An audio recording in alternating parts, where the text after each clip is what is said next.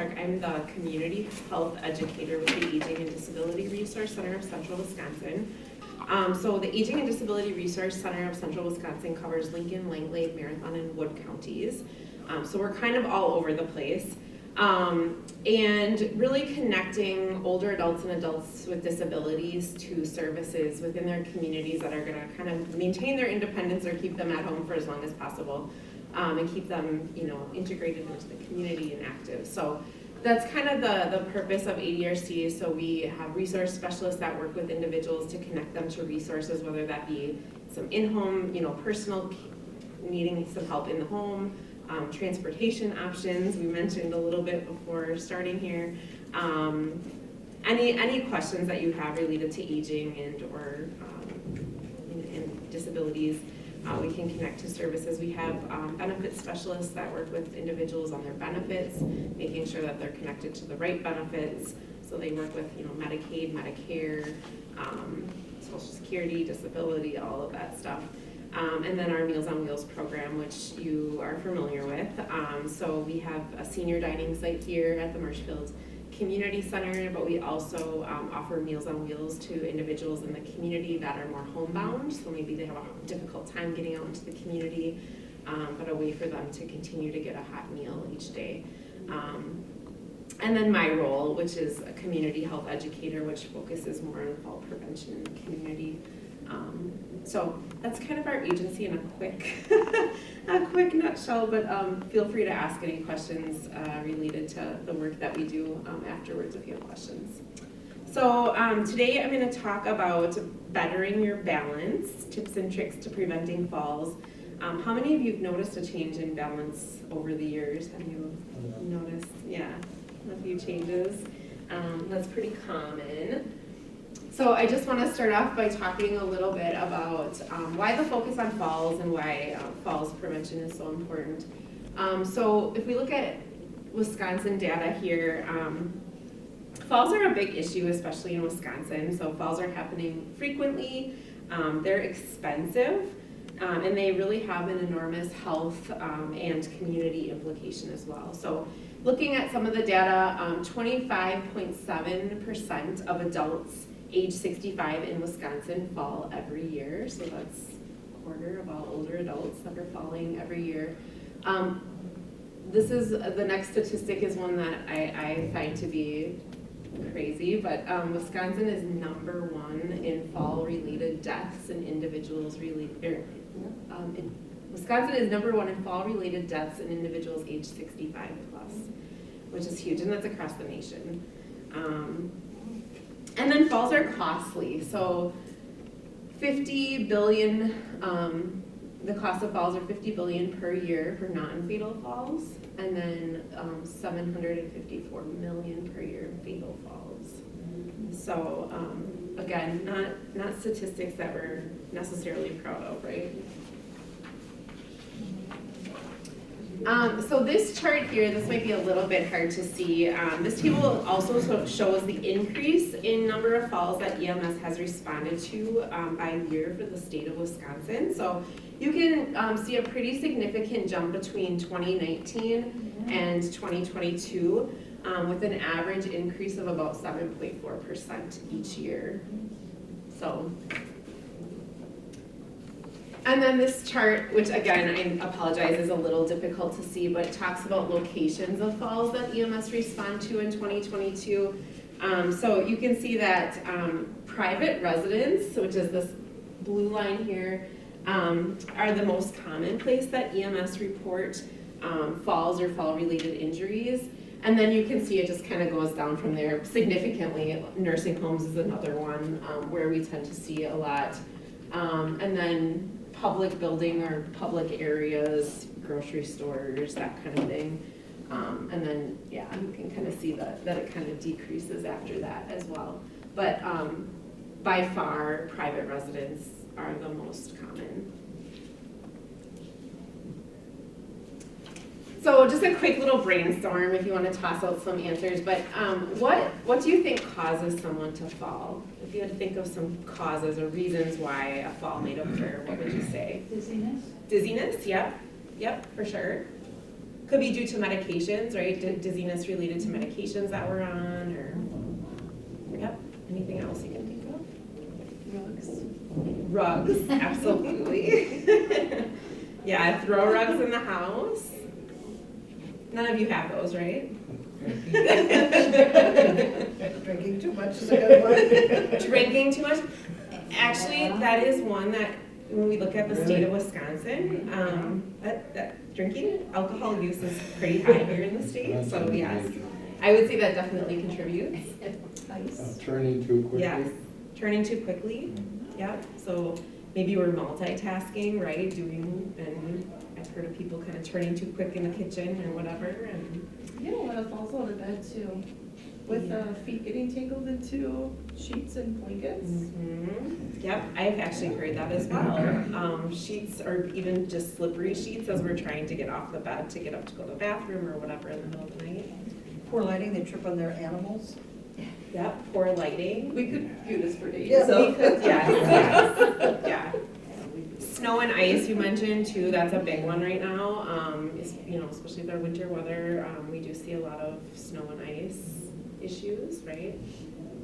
Yeah, so you guys mentioned a lot of them, but some other ones include like lower body weakness. So just as we age, if we're not maintaining physical activity, which we're gonna talk a lot about today, but just kind of that if you don't use it, you lose it. So lower body weakness, social isolation.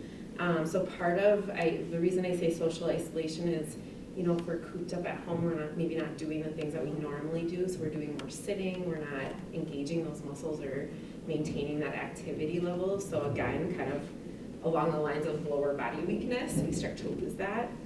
Vitamin D deficiency. So we'll talk a little bit about calcium and vitamin D and the importance of that when we talk about falls prevention. Difficulties with walking and balance. You mentioned dizziness as a side effect maybe of medications. But also I think when we think about medications, side effects such as sleepiness as well. So if you're sleepy, dizzy, those can all play a role with balance as well.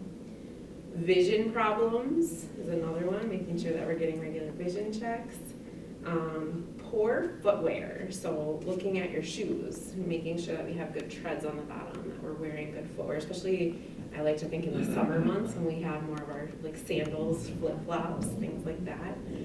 But I also like to mention slippers, because slippers also are one that people don't commonly think of as having to replace often, but they wear out just as much as shoes do. They might look brand new, but can also get worn. When you mentioned the vision, I just had an eye exam, and my doctor commented about the developing cataracts. Okay. And as you slowly develop cataracts, she said that affects, because your eyes are different now, and that affects your balance. Yep, absolutely. Cataracts, glaucoma, all of those eye-related conditions that we can sometimes see as people get older. Yep, all play a role. So really, falls are very multifactorial, meaning that oftentimes it's more than one thing that's occurring. So it's not just one, there's multiple things going on and that are kind of putting you at an increased risk. So research studies show that the top 3 reasons for falls include exercise, balance, and mobility, or lack thereof. So again, not maintaining exercise or making sure that we're exercising that lower body. Home fall hazards, so things like lack of grab bars, we talked about the throw rugs. Clutter is another big one that we often see in homes. So home fall hazards definitely are a top 3. And then medication. So just being on 4 or more medications ultimately puts someone at a higher risk for a fall. And that's not even just prescribed medications, that's also over-the-counter medications as well, and how those might be interacting with some of our prescribed medications. So thinking about, how many am I on? And then also knowing that medications, as we get older, we metabolize medications differently too. So something that might have worked well for the last 15 years is now suddenly not working or I'm experiencing some side effects. So your body processes medications differently too. So just always making sure that you're talking to your doctor and having those conversations if you're starting to notice some things that are showing up with medications. So today we're gonna really kind of take more of a look at number one, is that exercise, balance, and mobility piece of falls. So how many of you have heard the term sarcopenia before? I know our nurses probably have. So sarcopenia is defined as a gradual loss of muscle mass, strength, and function. It's very common among older adults, and as we get older, our bodies produce less growth hormones and testosterone, which are really important for muscle growth and maintenance. So what causes sarcopenia? Ultimately, just leading a sedentary lifestyle puts someone at the greatest risk. However, poor diet and chronic illness can also play a role with that as well. So how is it observed? So often when we observe someone with sarcopenia, you will start to notice that weak shuffle of the feet. So you might see someone go from like a good heel to toe walk to more of that like shuffling. I like to say you can hear it, right? Like you can hear that shuffle. They might have a harder time getting up and down from a chair or a toilet, so they might need some extra assistance. Maybe they now need to start using the table to help themselves get up off the chair, or the armrests or something like that.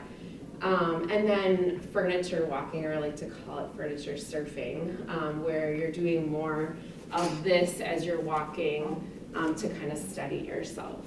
You're feeling the need to have to hold on to furniture around you and steady yourself that way.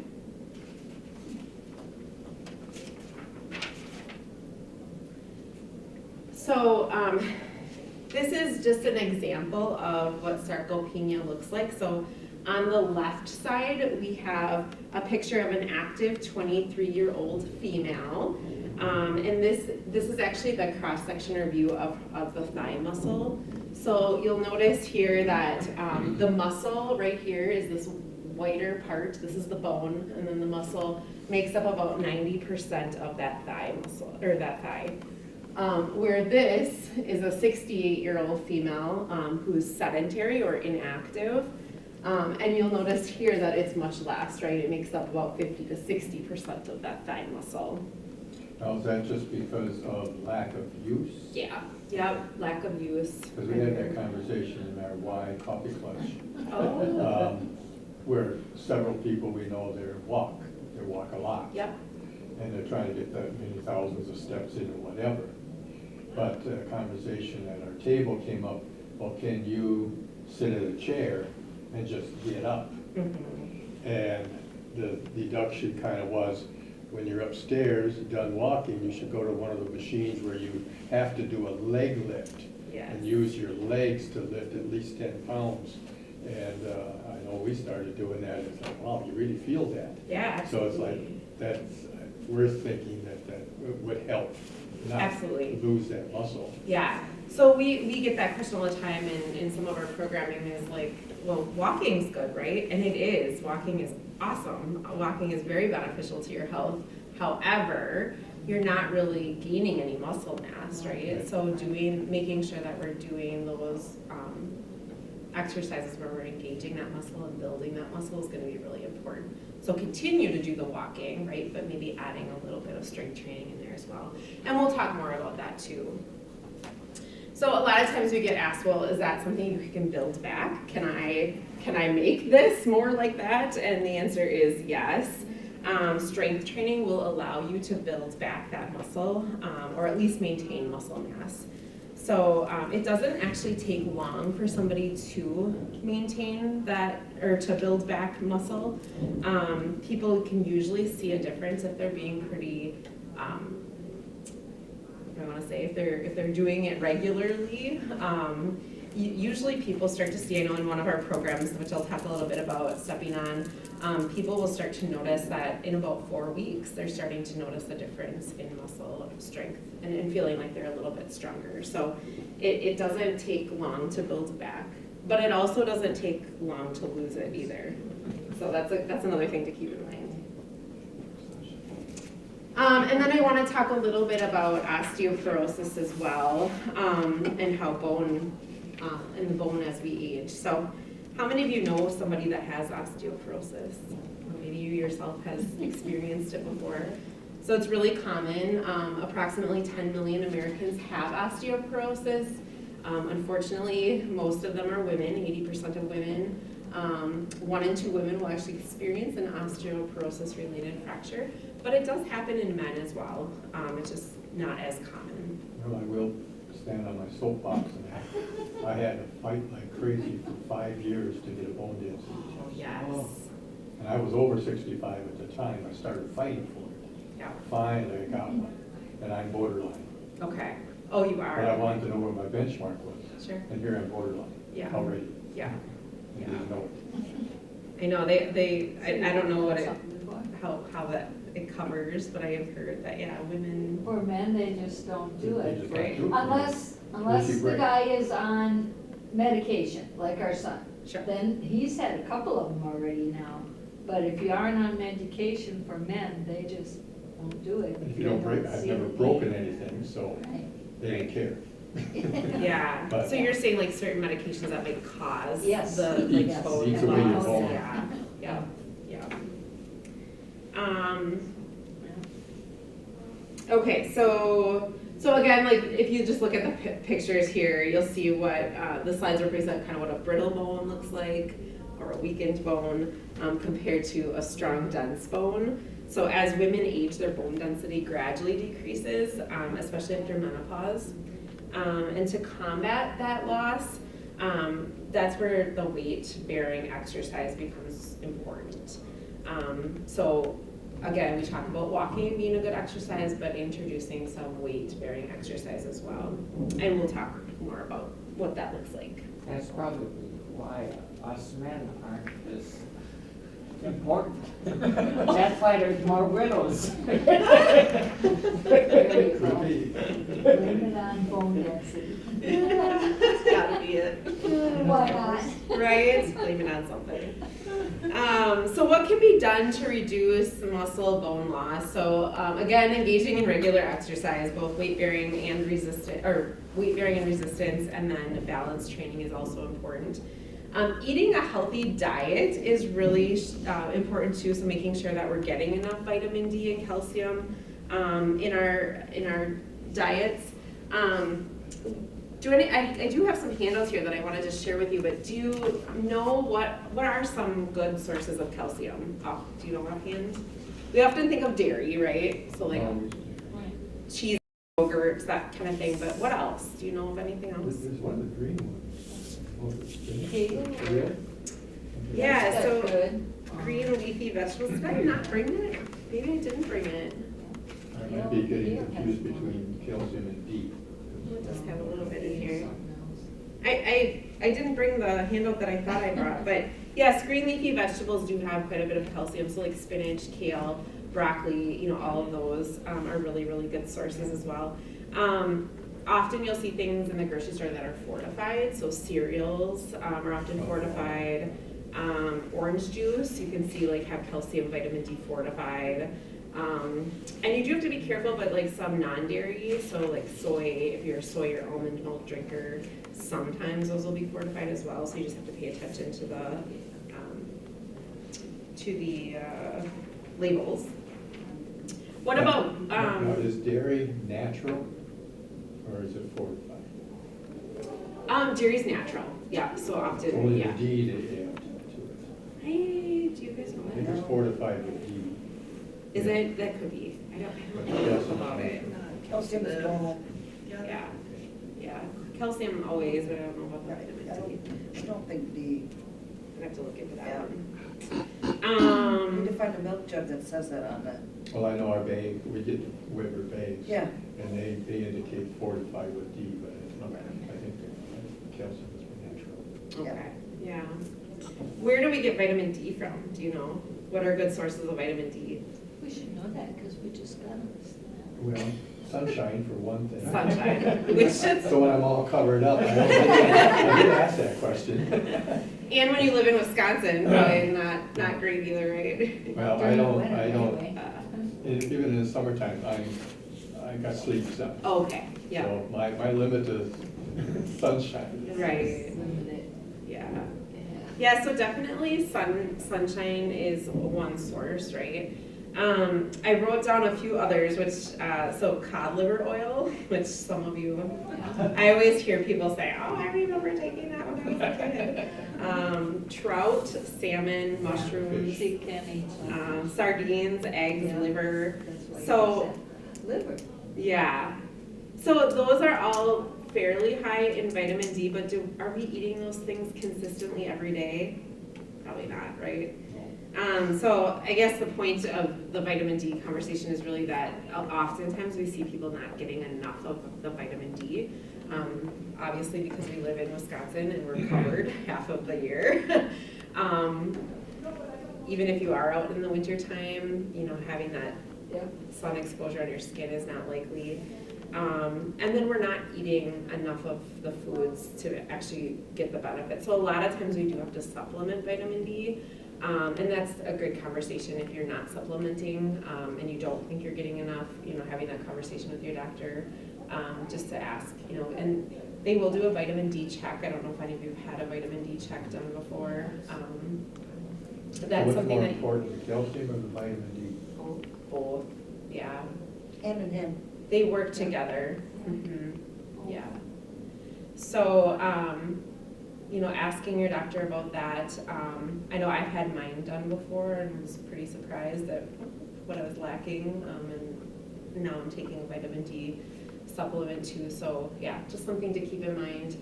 But you're right, so they do work together to build and maintain bone strength. So both of them are important. And then making sure that we're getting enough protein in our diets too. So protein is really essential for building that muscle. So if we're not getting enough, Can you ever reverse that? I mean, when you're building bone mass? yes, yep, yep, you can. Yep. Okay, and I do have a few handouts here too, if you're interested. There's just some vitamin D and calcium information, so if you're wanting to grab that afterwards, you can feel free to do that. Okay, so looking a little closer at balance. So balance is really our ability to maintain a steady position. And it's also the ability to recover if you trip. So if you're like walking and you happen to trip on your toe, having good balance allows you to quickly, you know, move your foot forward so that you're not falling. So there's two parts really to balance.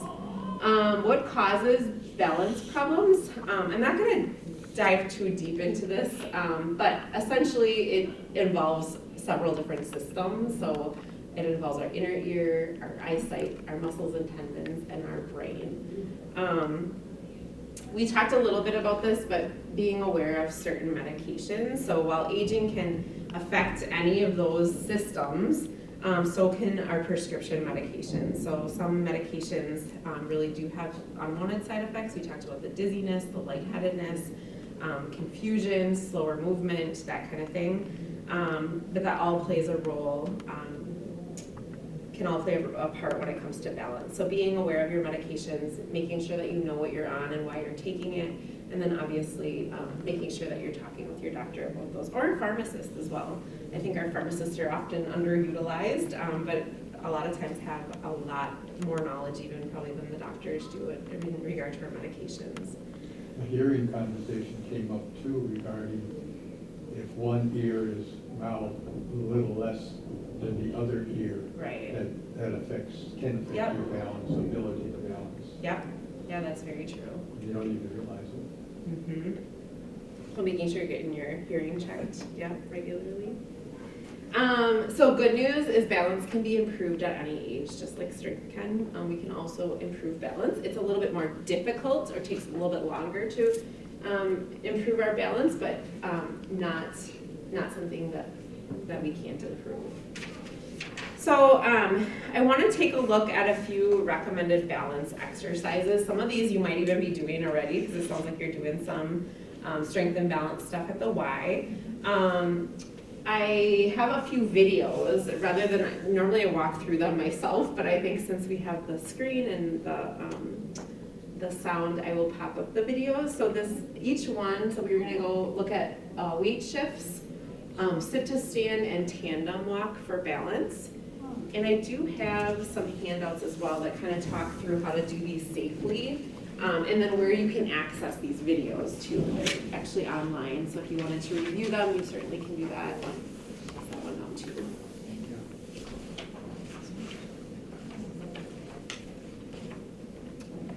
So I think I have these. So let's look at the weight shifts first.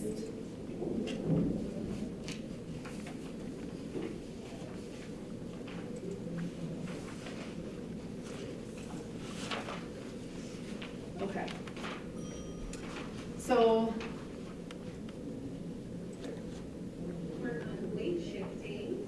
Weight shifting is very important because every time we walk or go up or down a curb or stairs, we are having to shift our weight from one leg to the other leg. So weight shifting helps when we do these daily activities.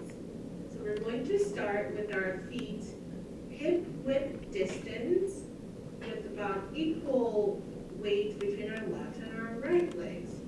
Just choose one side to start on. I'm going to start on this side.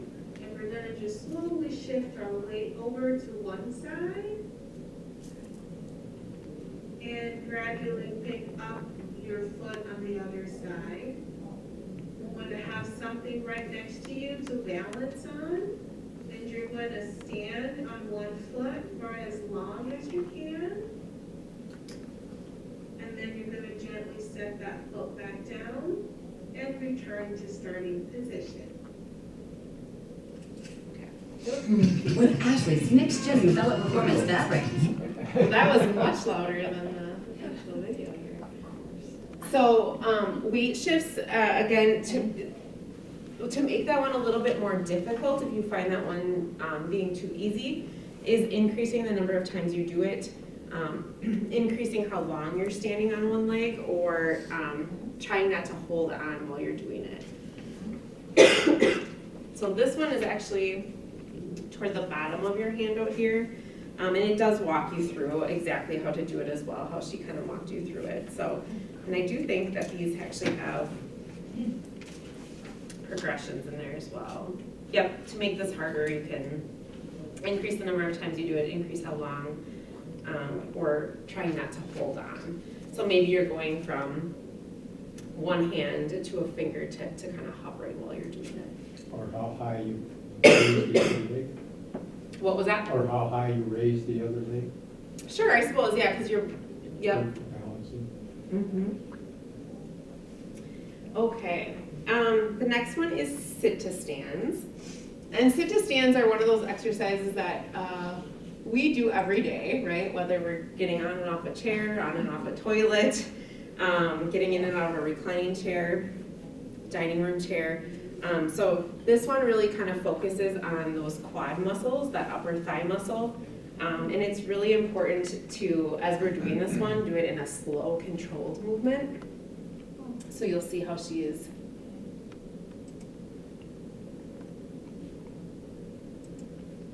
You will start with a sit to stand exercise. It's best to do this in a chair that has armrests and your feet can touch the floor. From wherever you start, I'd like you to scooch to the edge of the seat so that your bottom is in the front of the chair. We're going to make sure our feet are a little bit spaced out. They're not too far back and they're not too far forward. Our ankles are right underneath our knees. Hands on the armrest. And we're going to lean forward just a little bit to offload our weight off our bottom. And we're going to push the floor away as we stand up tall. We're going to stand up tall and kind of count for about 5 seconds in your head just to make sure that we're not getting dizzy or lightheaded. After those 5 seconds are off, we're gonna kind of reach back for our armrests, making sure that the backs of our knees are touching the chair. Reach back for the armrest and take your time and sit nice and slow. Perfect.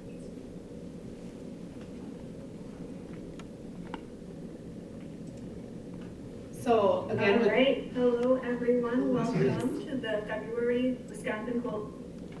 So really with that one, again, doing that nice, slow, controlled movement, I think is really important. A lot of times what we see people wanting to do is just quick going up and down.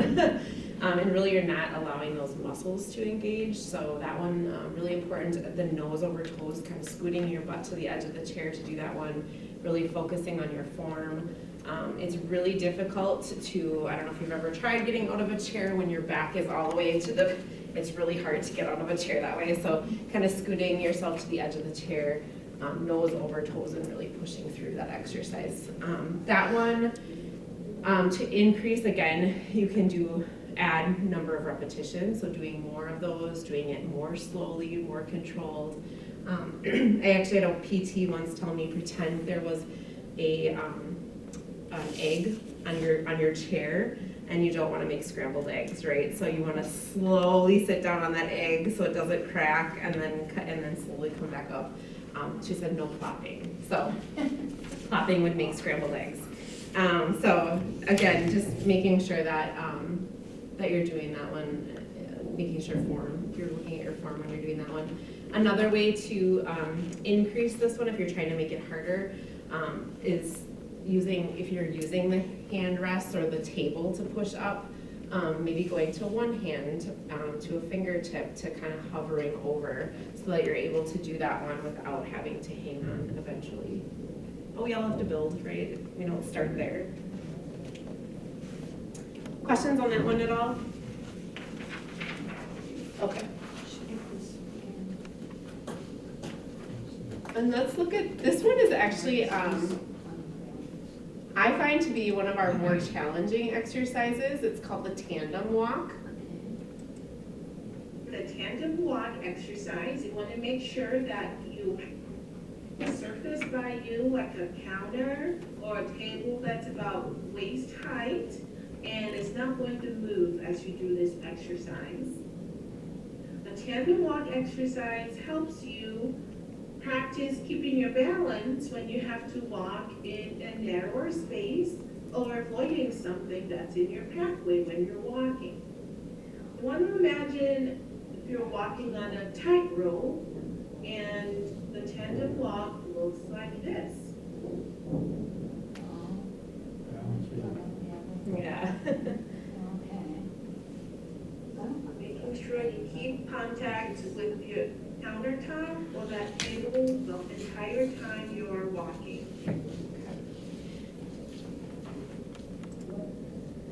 So with that one,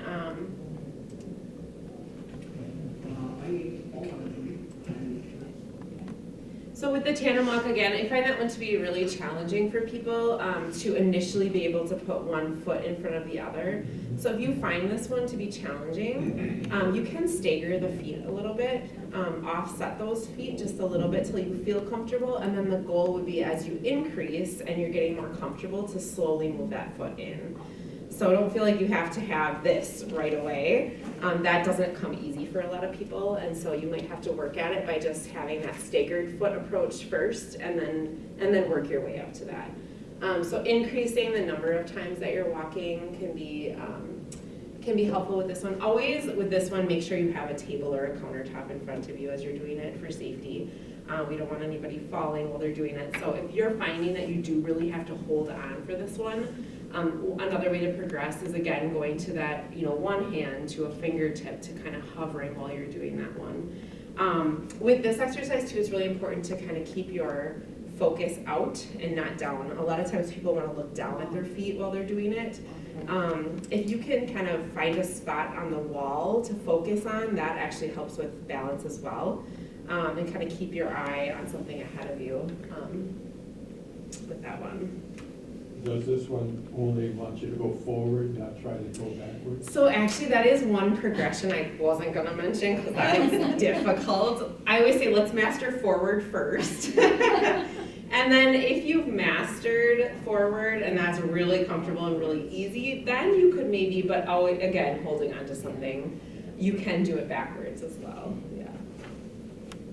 So, there was something else I was gonna mention with that one, I'm forgetting.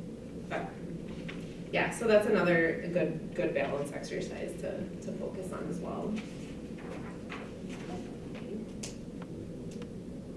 Let's see here. Any questions on the balance exercises? So balance exercises are really recommended to do every day. It's a little different than strength training, which we'll recommend every other day for. And that just, strength training allows you, if you're doing it every other day, allows that day of rest in between to allow those muscles to kind of, take a break. Balance exercises you can do daily. So making sure that you're spending some time each day doing these is what's recommended. So looking at strength training, a lot of people are actually surprised to hear that our muscle fiber and strength actually begin to decrease after the age of 30, and actually decreases even more rapidly after the age of 70. That was really disheartening to me. So for not doing regular physical activity, even starting at the age of 30, we start to see that decline. So why? Again, it can be associated with the reduction of regular physical activity, just being less active than we maybe were in our younger years, or doing things a little bit differently, or maybe, just the reduction. And then, again, the good news is that muscle strength can actually improve with regular practice. If you're dedicated to doing it, it's reversible. Even people in their 90s can reverse muscle mass and can get stronger, but again, you gotta put the work into it. That's the main takeaway. So if we look at strength exercises, again, these are ones that you would want to do every other day. I think you had mentioned the leg lifts as something that you do. So that is one that we often recommend. Our leg lifts focus on the quad muscle again, making sure that that is nice and strong. Let's exercise. It's a great exercise for strengthening your thigh muscles right here in front of your legs, which are very useful for walking, stair climbing, and chairs as well. And this is how the leg lift exercise looks like. You're going to be sitting up nice and tall in a comfortable chair with your feet both on the floor.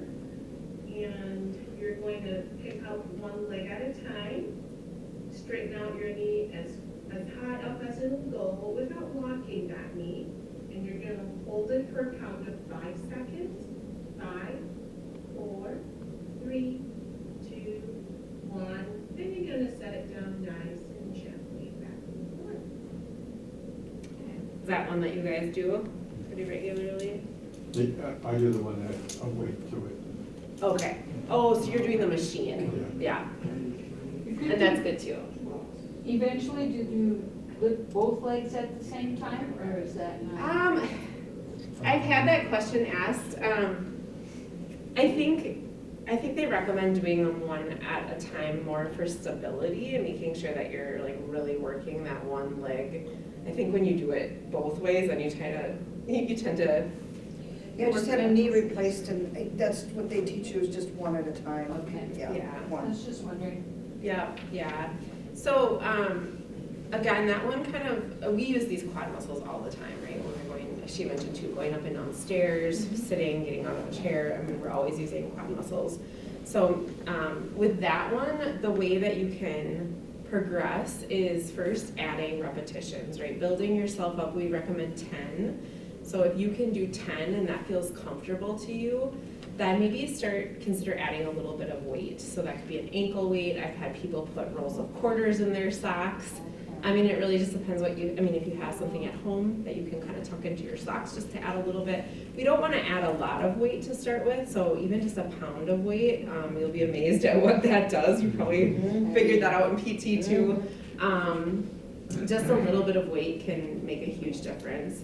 Anytime that you're adding weight to an exercise though, you want to bump down repetitions.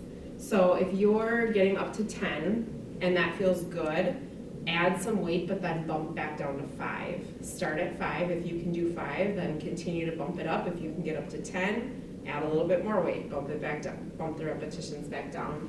We would never want to add weight and then start doing 10 right away. You kind of have to work your way up to that.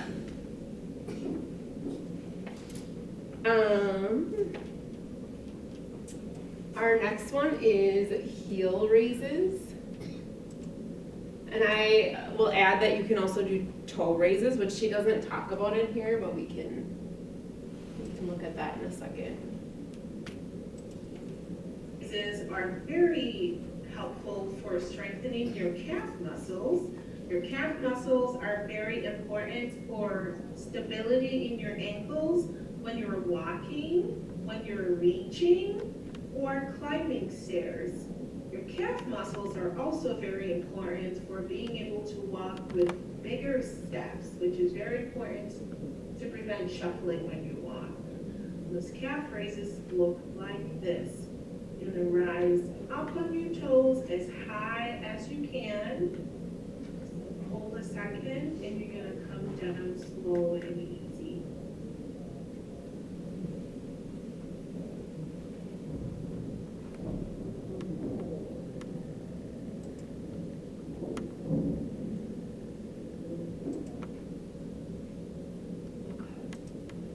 So again, with this one, you can also add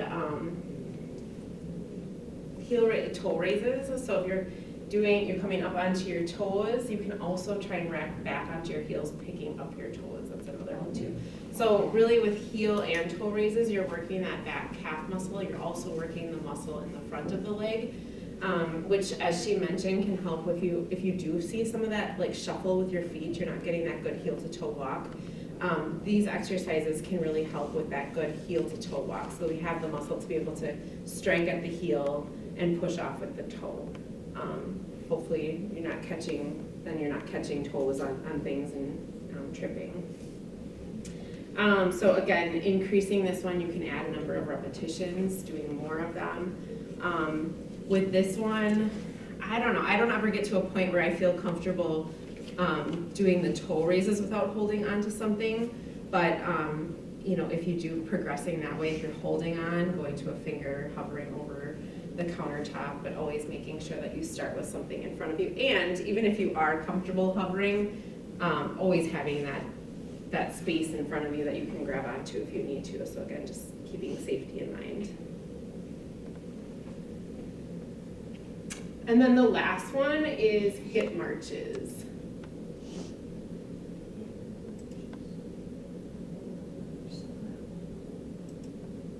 Hip marching exercise is a really great exercise for strengthening the muscles in the front of your hip.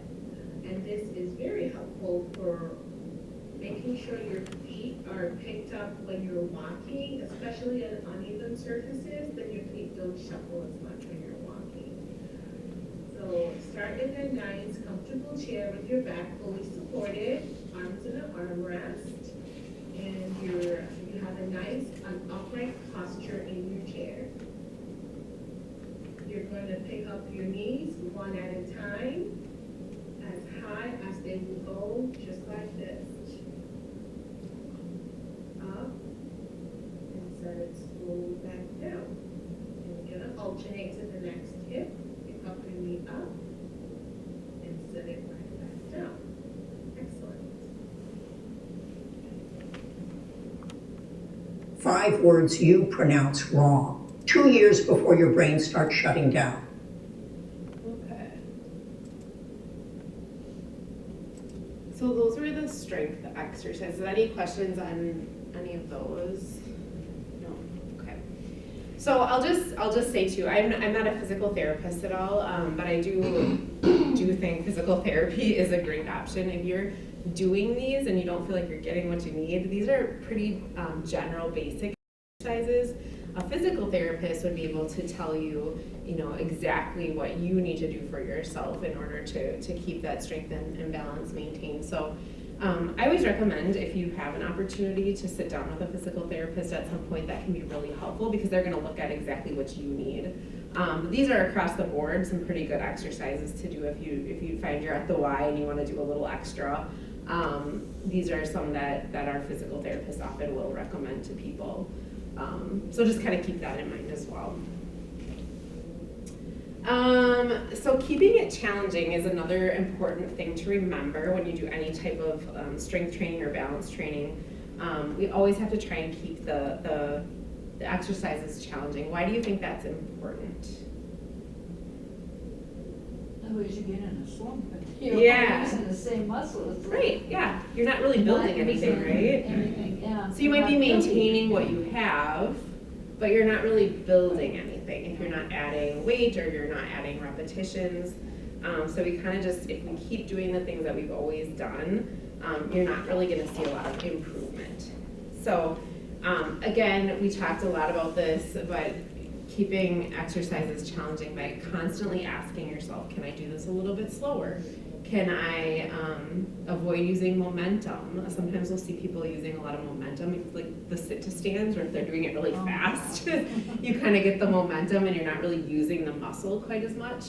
Adding a little bit more repetition. Can I do a couple more? Can I do one more? Can I do 3 more?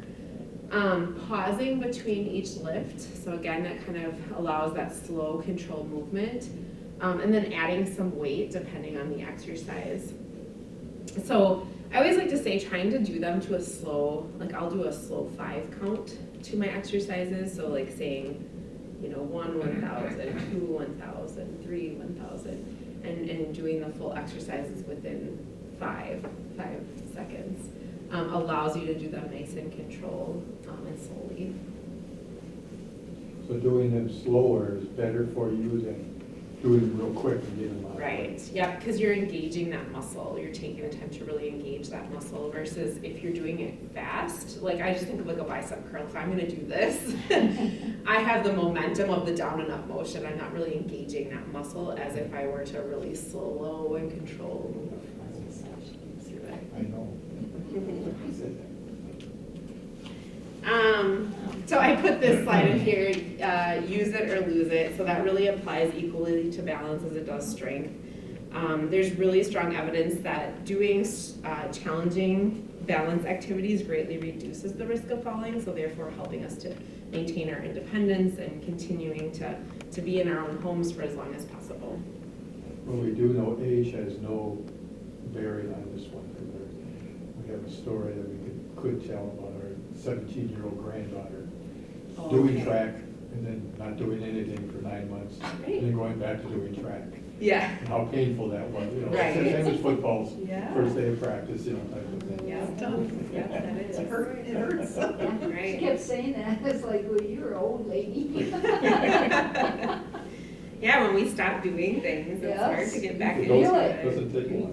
Feel that. And it doesn't take long. It takes, No. what do they say? I don't even know the statistics, but I think it's something like a couple of weeks before you really start to, it really takes a little bit of time before you start noticing a difference.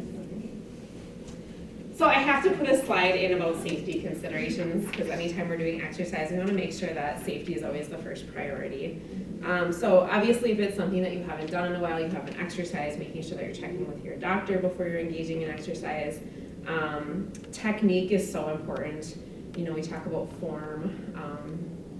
Oftentimes when people do get injured doing exercise, it's because their form isn't correct. So we're pulling something, injuring something because we're not doing it quite right. So make sure you ask. A lot of times there's, physical therapists or your doctor or someone that can help correct, or there's personal trainers at the Y or people you can ask that to make sure that you're doing them safely. I also want to note that there's 2 different kinds of pain. So when you're doing exercise, we would never want you to feel like, oh my gosh, that hurts. That's super painful. It's common to feel some soreness. So if you're feeling like, oh, that muscle's really working, I'm engaging that muscle, it's working, do you kind of know the difference between that? Like when you feel that muscle working versus like, oh gosh, I'm feeling that in my head. Oh yeah.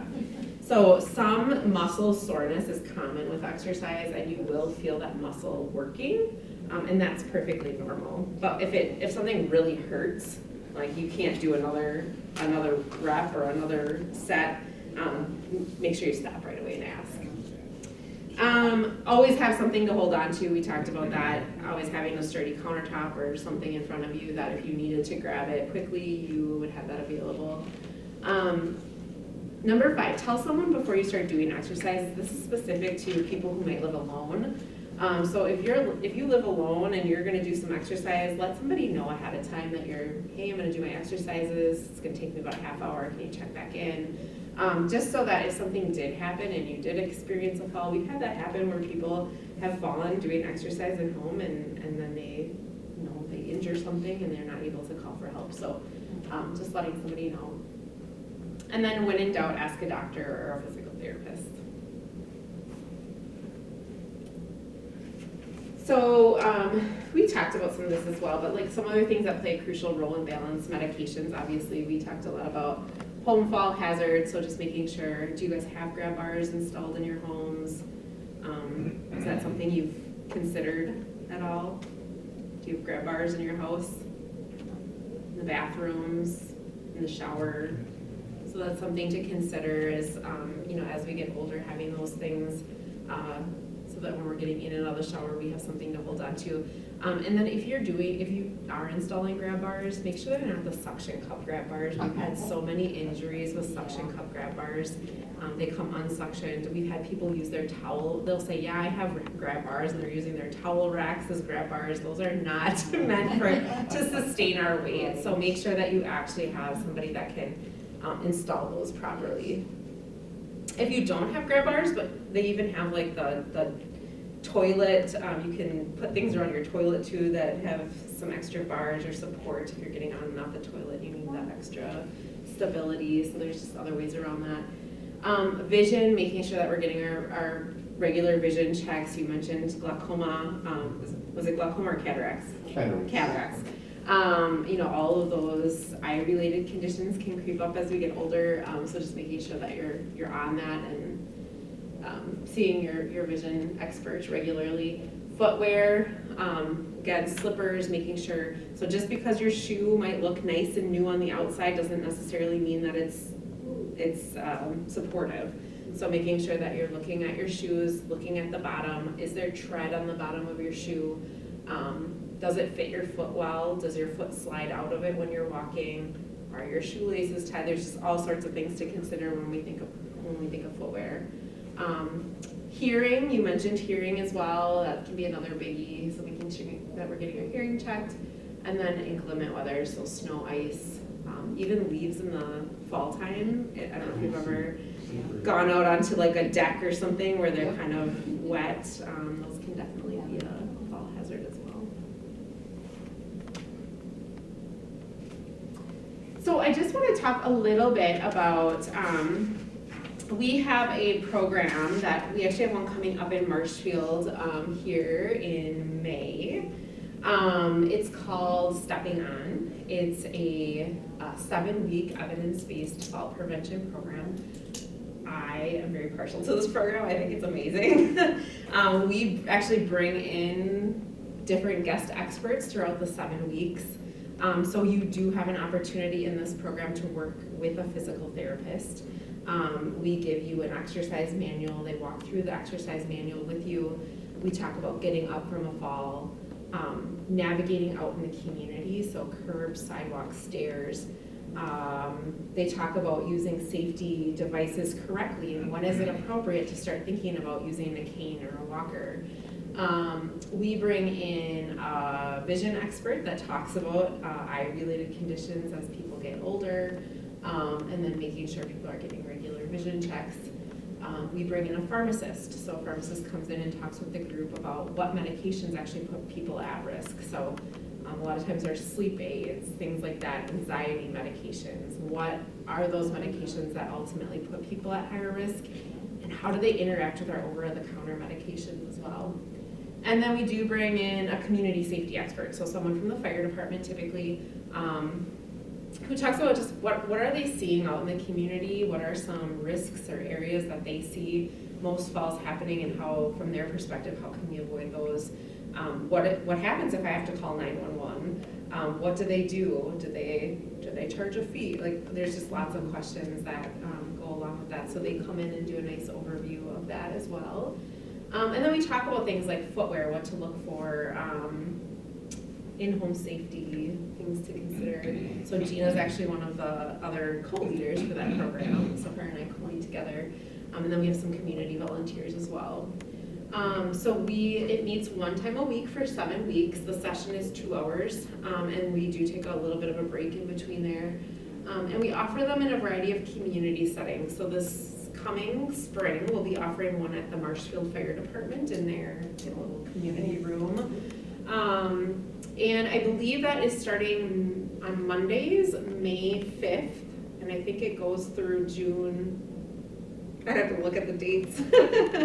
I don't have my phone on me, but it's 7 weeks. So it starts May 5th, it goes through 7 weeks on Mondays, and it's free. So you can come and attend. We do put out a contribution box, so if you can contribute, great. So we just say the $10 contribution kind of helps offset the entire 7 weeks, the program supplies and things that are needed for that 7 weeks. So very interactive program. It's pretty laid back. We just have a good time, and yeah. So we do have that coming up if anyone's interested in joining that. We are taking registrations right now. We're just kind of getting information out to the community at this time. Last class will be June 16th. June 16th. Oh wait, the 23rd, because,